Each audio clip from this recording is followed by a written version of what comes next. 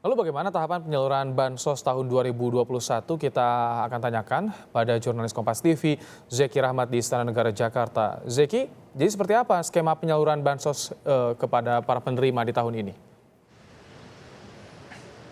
Ya, skema penyalurannya berbeda-beda Ibrahim dari tiga program Bansos tadi yang diluncurkan oleh pemerintah di Istana. Masing-masing memiliki penyaluran seperti misalnya di program Keluarga Harapan disalurkan di empat tahap di tahun 2021 masing-masing di bulan Januari, April, Juli, dan Oktober melalui Bank Himbara atau Himpunan Bank Milik Negara. Ada di Bank BNI, BRI, Mandiri, dan juga BTN. Jumlahnya di sini yang menerima ada 10 juta penerima. Lalu untuk program Bansos Sembako, Rp200.000 per bulan di sepanjang tahun 2021, itu artinya dari bulan Januari hingga Desember nanti, ada 18,8 juta penerima yang akan mendapatkan program Bansos Sembako ini dan disalurkan melalui perbankan dan agen yang ditunjuk oleh pemerintah. Lalu program Bansos Tunai Rp300.000 per bulan melalui PT Pos Indonesia disalurkannya 4 bulan di awal 2021, masing-masing di bulan Januari, Februari, Maret hingga April. Ada 10 juta penerima untuk program Bansos Tunai ini.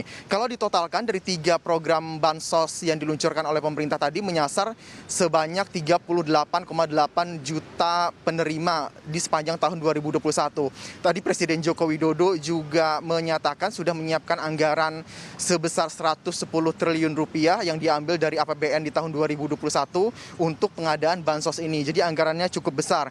Ada beberapa hal penting juga yang disampaikan tadi yang berulang-ulang kali oleh Presiden Joko Widodo maupun Menteri Sosial Tri Risma hari ini meminta masyarakat yang menerima bantuan sosial untuk tidak membelanjakan uang membeli rokok. Jadi itu dilarang oleh pemerintah. Jika ketahuan maka akan dilakukan evaluasi oleh Kementerian Sosial. Jadi gunakan uang bansos yang diberikan oleh pemerintah untuk memenuhi kebutuhan sehari-hari di tengah pandemi COVID-19 khususnya bagi masyarakat menengah ke bawah yang jumlahnya tadi sekitar 38,8 juta penerima. Sementara itu terkait dengan pengawasan, tentu pemerintah mengawasinya lebih ketat lagi karena tidak ingin terulang kasus korupsi serupa di sebelumnya di era Menteri Sosial Juliari Batubara.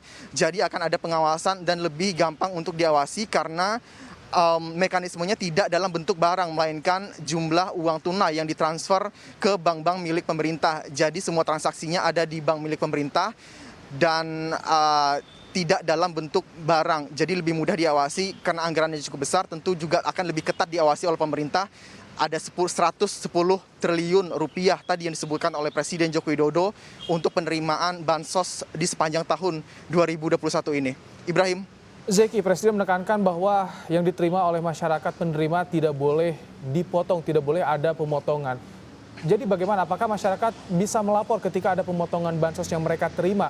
Atau bagaimana untuk memastikan tidak ada potongan, Zeki?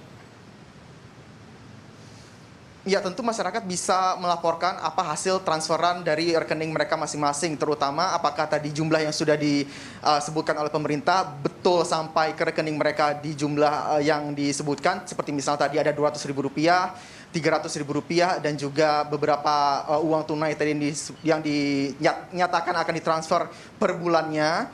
Jika ada yang kurang tentu bisa dilaporkan ke pihak terkait seperti misalnya Kementerian Sosial untuk ditindak lebih lanjut karena sejauh ini pemerintah dan juga dalam hal ini Presiden Joko Widodo tadi menyatakan bahwa tidak ada potongan apapun, jadi semuanya uang utuh dalam bentuk tadi yang disampaikan oleh Presiden yang tadi saya sebutkan, tidak ada potongan apapun pajak, jadi utuh diterima oleh 38,8 juta penerima Bansos tanpa ada potongan apapun. Jadi masyarakat jika sudah ditransfer, karena sudah akan dimulai per hari ini, sudah bisa memakai uang dari pemerintah Bansos ini untuk keperluan sehari-hari. Ibrahim. Diharapkan penyaluran Bansos lancar dan betul, tidak ada potongan hingga sampai ke tangan para penerima. Terima kasih Zeki Rahmat untuk laporan Anda.